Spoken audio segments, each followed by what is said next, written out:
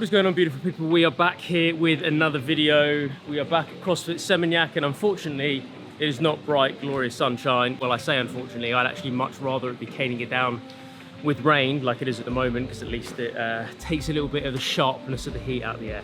So today what we're going to be doing is I'm going to be going through with you what I believe an amazing lower body session for a hybrid athlete would be. That is someone who is pursuing an endurance goal and also pursuing a strength goal. I'm going to be going over with you today the movement patterns that are going to be involved. I'm going to be going over with you the exercise prescription, the specific variations that I am choosing and why. And I'm going to implement in there some speed and power work, because again, I do believe that that is one of the biggest holes in the game of a hybrid athlete today. I've done my warm up already. What I'm going to start with now is section 1 of my lower body sessions, which is always a primer. This is something that kind of fits the gap between a warm up and the main session. It's something that is light and snappy and basically just innovates and warms up your central nervous system. I'm kind of doing a two-pronged attack with my primer today.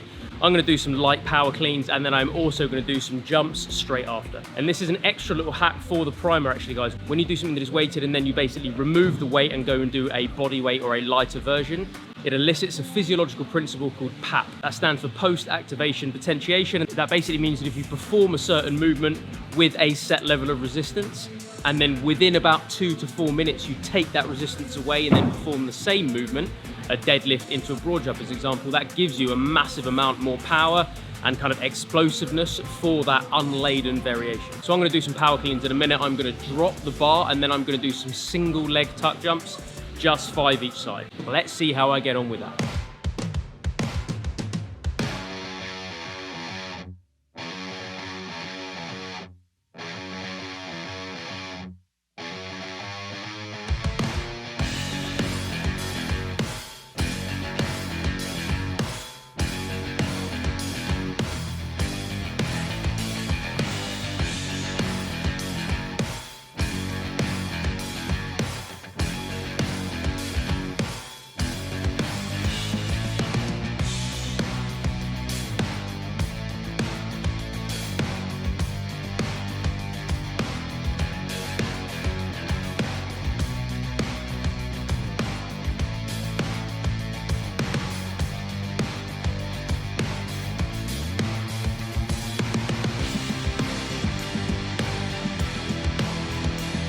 And the primers are done. So we've got some light power cleans, we've got some single leg tuck jumps, and basically kind of in terms of the weight selection of your primer, again, this is not a main mover. This isn't supposed to fry your nervous system too much.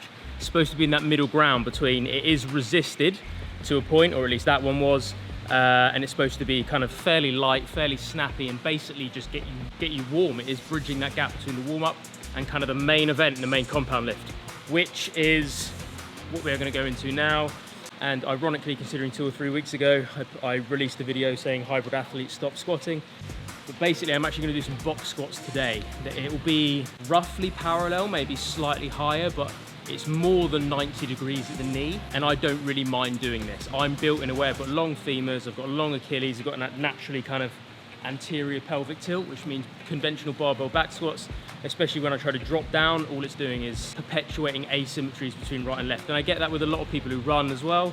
You know, a lot of hybrid athletes that do run or do cycle, the fact of the matter is you're moving at very limited range, and there's nothing we can do about that. And obviously it'd be great to kind of stretch all the tissues out, but doing it with a huge amount of weight on your back might not necessarily be such a good idea. Which is why with this, what I'm going to do is I'm going to do some box squats. I'm just going to drop down to a bench. I'm going to do a set of about 4 or 5, kind of see how I feel. Fairly heavy, probably a slight pause on the box. I'm not going to rebreathe. I'm going to make sure that I keep that inhalation and then drive up from there. So obviously we've had the primer, that is the first movement pattern, and the selection for that was power cleans and jumps for me, or single leg jumps, that is important. And then the main mover today is going to be box squats with a slight pause on the box and then super, super, super snappy on the way up.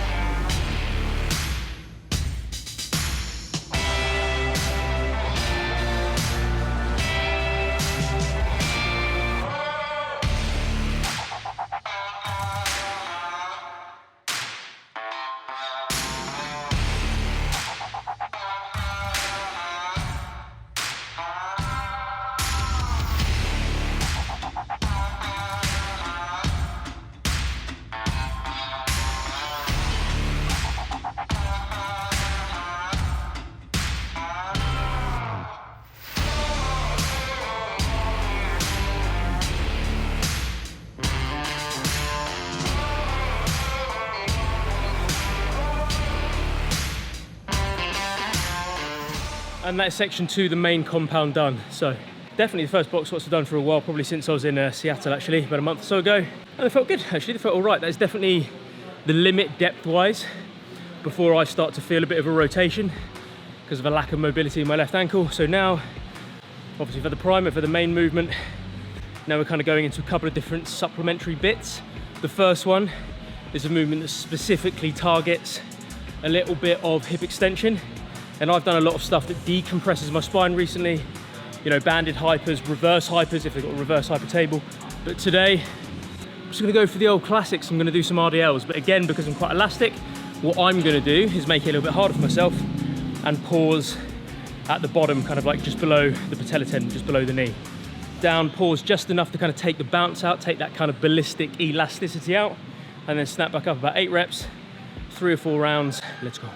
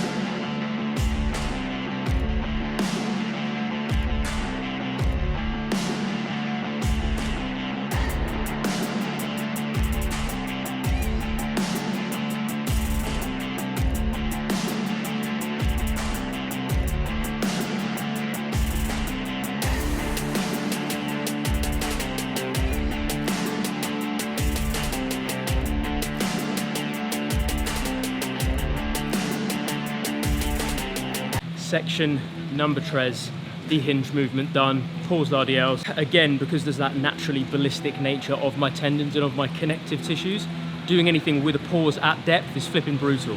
So I did anywhere between kind of 7 and 10, 11 reps. I should know the exact amount, but I don't. I kind of kept it within a bracket. And it was when I started to feel my shoulders get pulled forward, that's when I kind of ditched the bar from there. But within kind of a 2 or 3 rep bracket, it was nice and consistent, 3 rounds through, and I'm chipping away at that rest slowly now. I started to become a little bit too liberal with recovery time. Now that I'm here and I'm kind of traveling and I've got a little bit more time, but I do want to attack things and execute things with a little bit more urgency. I think there's a huge amount of benefit in that, which is what I'm trying to do now. I'm trying to make sure that I don't cock about and I don't have 3 hours a day to fuck about in the gym. You guys don't, nobody really does. So get in, execute things with urgency. Sometimes that increases the intensity naturally anyway. And now we are basically over the halfway point, we're over the hill with it. So we've done the primer, done the main compound, done the hinge. Now what I'm going to be doing is moving into a single leg exercise for section 4. Bulgarian split squats, let's go.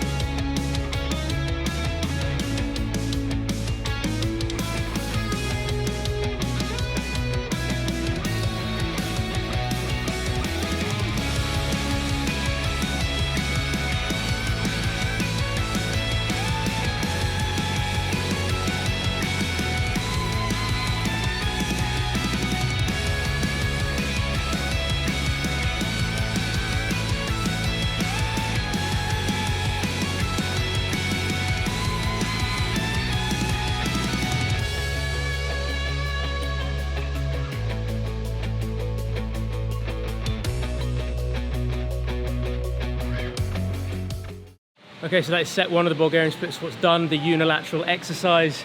Just an extra little hack on that. So what I don't actually re-rack, or I didn't, sometimes I do, I didn't re-rack on that set between changing legs. So one thing I would say is count the eccentric, be really strict with your count. Otherwise what you're gonna do, if you say start with the right leg forward, You're gonna do a good quality 3 seconds down on each rep for 8, and then by the time you move to the left, you're gassed, all the stabilizers in your spine and down your trunk are gonna be tired, and you're gonna quicken the eccentric on the left leg. Do whatever you need to do. I would prefer every single one of you re-rack if you need to, take a breath and then do the other leg, rather than have 2/3 of the time of the set eccentrically loaded on one side and then rushing the other. Just a little tip for you, but now I'm waffling because I don't wanna go back and do another one.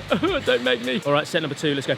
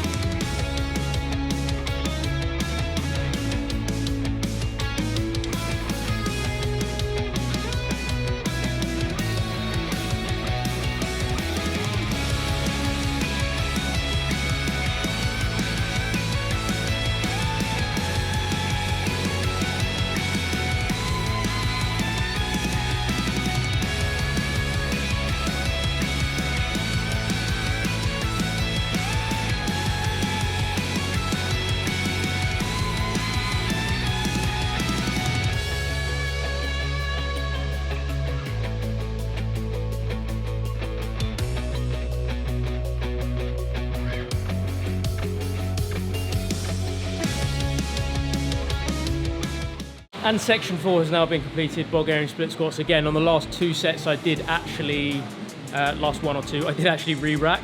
And I just think that allows you to kind of compose yourself, get a little bit more fuel back in the kind of the stabilizers in your trunk and your spine, because you imagine you're doing everything on one side. Even if you do manage to keep the eccentric tempo on the second leg, you do exactly the same. You're probably going to be a little bit twisted and there's going to be a little bit of lateral deviation, purely from the fact that some of the central stabilizers are just fatigued by the time you get to the second leg. Primer done, main compound done, hip extension done, unilateral done, which is obviously the single leg work, and now what I'm going to do is move on to a little bit of the burner set. No, don't be silly, don't be silly, it's your gym. It's your gym, man, it's not mine, you do your thing. I could have waited. So what we're going to do now, 5th and final section, we're just going to move into a little bit of a burner set, and I am simply going to do some weighted lunges. I was going to do it with a barbell, I'm actually going to do it with dumbbells just to get a little bit of like grip and upper body strength as well. I'm not going to do them jumping because I'm trying to kind of, because I'm upping my running now, I'm trying to decrease my overall eccentric load, especially if you're, the more you're running generally, especially if you're aged over the age of kind of 25, 26, the amount of eccentric volume, especially you've got going through your lower leg, should be a little bit less. So that's why I'm just going to step back and then go from there. Section 5, let's go.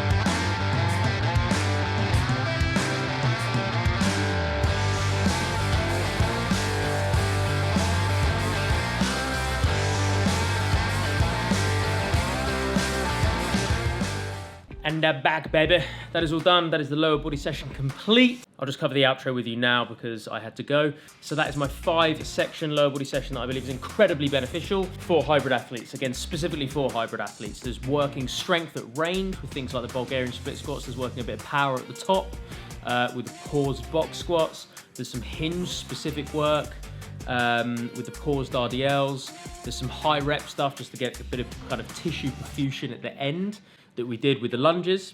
And I know I didn't really give you a rep range on section 5 actually on the lunges, but basically what I did is I just did one set of 50, so 25 each leg.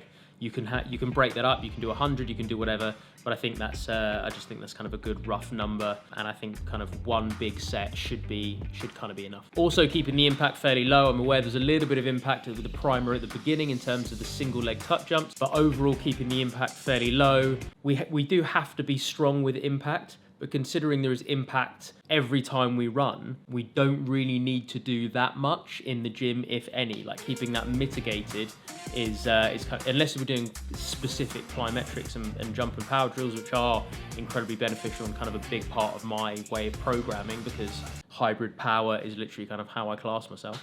I think the total amount of volume of that can stay fairly low, and only really in primers am I kind of doing that much. So there we have it, guys. Power primer at the beginning, of which I actually did 2 today in the form of the power cleans and the single leg tug jumps, a main compound lift, a hinge specific movement, like a hip extension specific movement, a unilateral lift that I'd like to work at full range. That's why I did the Bulgarian split squats today. Instead of some low box step ups as an example, they'd be more strength based. So make sure you're getting a really nice angle at the hip and the knee for that section 4, for that unilateral exercise. And then section 5 is just a little bit of a burner. You can do, I don't know, 3 sets of 25 really kind of light squats or whatever, but 40 to 50 lunges is what I went for today. I hope you did enjoy this, guys. If you are a hybrid athlete, please do follow me. If you're a washed up ex-athlete like myself and you're held together by sellotape and blue tack, but you refuse to believe that because your age begins with a 3, you have to sacrifice your performance and your physique. Also, if that is you, please follow me, because a lot of my content is specifically for you. Please do smash that like button, guys. It really does only take you a fraction of a second. It's incredibly beneficial for the growth of my currently small but growing channel. Any questions on anything I covered today, any requests, any suggestions, anything, please do put them in the comment section down below. And as always, you flipping warrior legends, stay strong, stay healthy, stay awesome, and I will see you in the next video.